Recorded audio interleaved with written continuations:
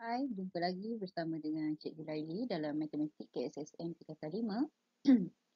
Jadi hari ini kita akan sambung bab 5 kekongruenan, pembesaran dan gabungan transformasi. Jadi pelajar boleh merujuk muka surat 149 di bawah standard kandungan 5.3 gabungan transformasi, standard pembelajaran 5.3.1 menentukan imej dan objek bagi suatu gabungan transformasi.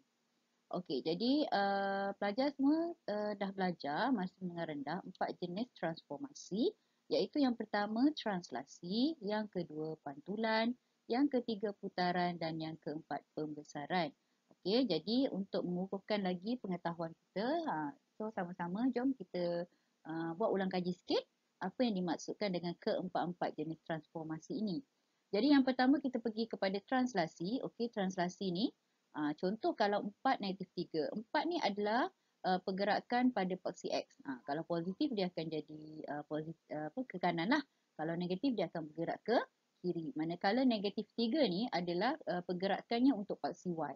Kalau negatif negatif 3 ni bermaksud dia akan bergerak ke bawah 3 unit. Dan kalau dia positif dia akan bergerak ke atas. Jadi untuk translasi 4 negatif 3 ni, jadi yang P ni adalah dia punya objek. Kemudian kita gerakkan 4 unit, 1, 2, 3, 4 ke kanan dan kita turun 3 unit ke bawah. 1, 2, 3. Jadi kita punya imej berada di kedudukan ini. Okey? Seterusnya kita tengok pantulan. Okey, contohnya pantulan pada garis X sama dengan 5.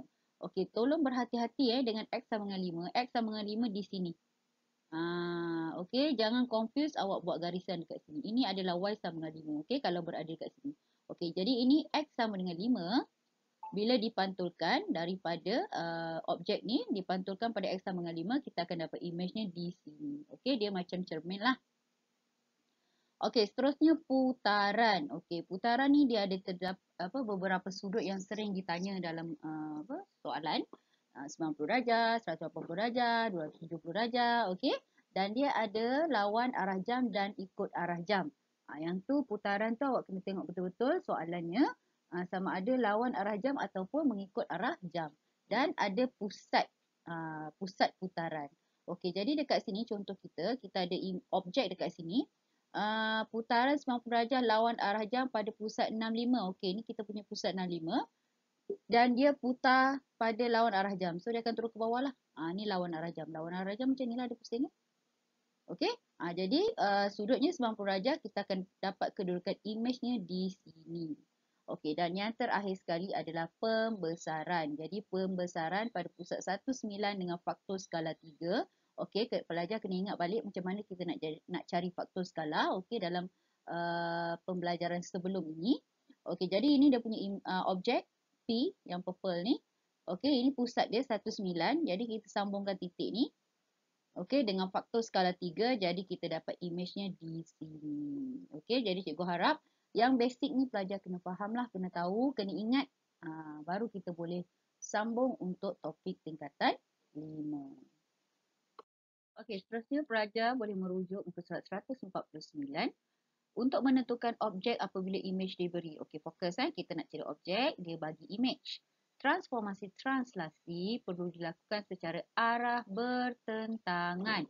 Contohnya, translasi 2 negatif 4 menjadi negatif 24. Bagi transformasi putaran, contohnya putaran ikut arah jam akan menjadi putaran lawan arah jam.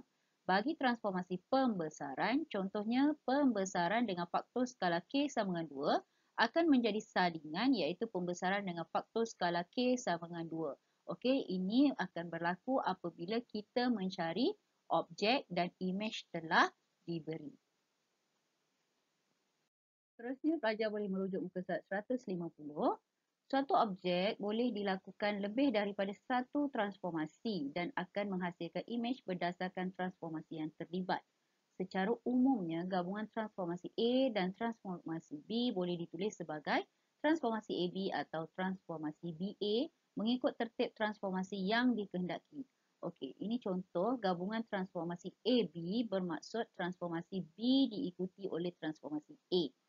Sekiranya kita dah ada objek dan kita nak mencari imej. Jadi, untuk gabungan transformasi AB, soalan dia kalau keluar transformasi AB, jadi kita kena cari B dulu. Lakukan transformasi B, kemudian kita akan dapat image yang pertama. Okey, di bawah transformasi B. Seterusnya kita lakukan sekali lagi ataupun kita lakukan next transformasi iaitu transformasi A dan kemudian barulah kita dapat image. Tetapi kalau soalan tu dia dah bagi image, dia suruh awak cari objek. Apa yang awak kena buat? Awak kena follow ni. Transformasi AB, jadi kita buat cari objek di bawah transformasi A dulu dan kita akan dapat objek bagi image di bawah transformasi A. Seterusnya barulah kita buat transformasi B untuk mendapatkan objek.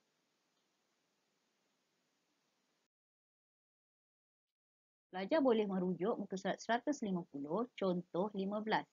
Rajah di sebelah menunjukkan beberapa segitiga dilukis pada tata cates. Diberi bahawa transformasi P adalah translasi 3-1, Q adalah putaran 90 darjah lawan arah jam pada pusat 3-4, R adalah pembesaran pada pusat 8-0 dengan faktor skala 2.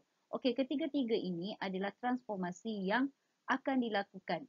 Ini bergantung kepada soalan lah, kepada gabungan transformasi yang dia akan bagi tahu. Okey, yang purple ni merupakan dia punya objek dan ini adalah pilihan jawapan yang perlu awak tentukan. Okey, yang pink ni Jadi soalan dia tentukan image bagi segitiga A. Okey, A tadi adalah objek di bawah gabungan transformasi yang pertama kita nak P kuasa 2 dan B kita nak cari RQ.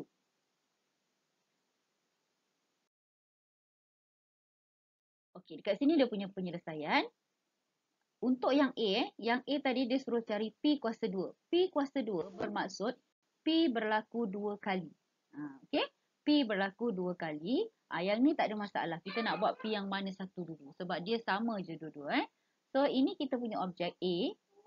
Okey, apabila kita lakukan translasi 3-1, kita gerak mana-mana titik lah. Katakan dia ambil titik yang bawah ni. Gerak ke kanan 3 kali, gerak ke atas 1 kali. So, dia akan dapat image yang pertama. So, image yang pertama dekat sini. Kemudian buat lagi satu transformasi P. Okey, masih lagi translasi 3-1. So, dia gerak daripada image yang pertama tadi. Katakan dia masih ambil titik yang sama. Bergerak ke kanan 3 kali dan naik atas 1 kali. Okey, jadi dia akan dapat image-nya untuk yang terakhir dekat sini. Dan kalau kita tengok di gambar raja soalan, kita punya image adalah T. Okey, di mana image bagi set segitiga A di bawah gabungan transformasi P kuasa 2 ialah segitiga T. Seterusnya kita pergi kepada soalan B, gabungan transformasi RQ. Okey, kalau RQ ni kita akan lakukan transformasi Q dulu, lepas tu baru kita buat R. Okey, jadi dekat sini kita punya objek adalah A. Kita buat Q. Q adalah putaran 90 darjah lawan arah jam pada pusat 3-4. So, ini kita punya pusat 3-4. Kita putarkan mengikut lawan arah jam dengan sudut 90 darjah. Jadi, kita akan dapat image yang pertama dekat sini. Okey, seterusnya kita akan buat transformasi R di mana transformasi R adalah pembesaran pada pusat 80 dengan faktor skala 2. Okey, pelajar kena ingat baliklah macam mana nak cari faktor skala ni pada pembelajaran kita sebelum ni. Jadi dekat sini, ini image kita yang kedua. Okey, kemudian ini kita punya pusat 80, pusat pembesaran. Awak buat je garisan titik-titik ni. Okey, buat garisan titik-titik ni sampai lebih pun tak apa. Okey, kemudian follow ni pula. Okey. Untuk ni buat garisan ni sampai habis sebab kita tak tahu dia punya image kat mana kan. Okey, jadi macam mana kita nak tentukan image dia berdasarkan faktor skala ni. Okey, faktor skala ni 2. Kalau dekat sini dia punya garisan dia 4, jadi dekat sini mesti 8 lah.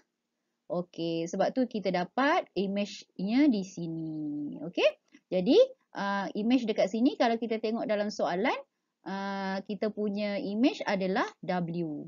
Okey, di bawah gabungan transformasi RQ. Seterusnya, muka surat 151, contoh 16.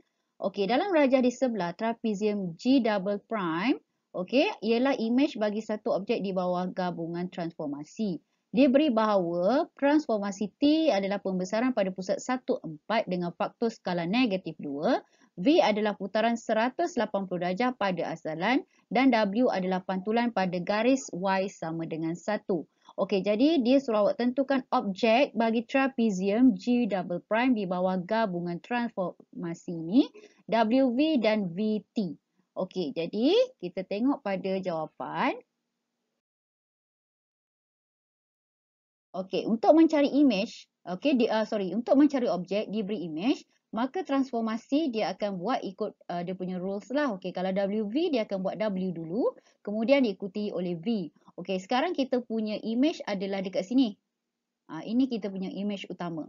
Okey, dia kata dia buat W. W pantulan pada garis Y sama dengan 1. So, ini adalah garis Y sama dengan 1.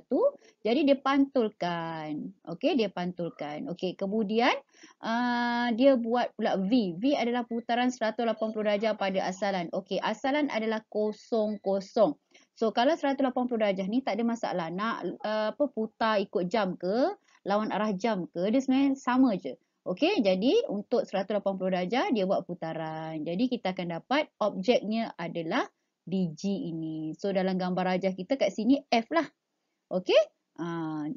G double prime di bawah gabungan transformasi WV ialah trapezium F.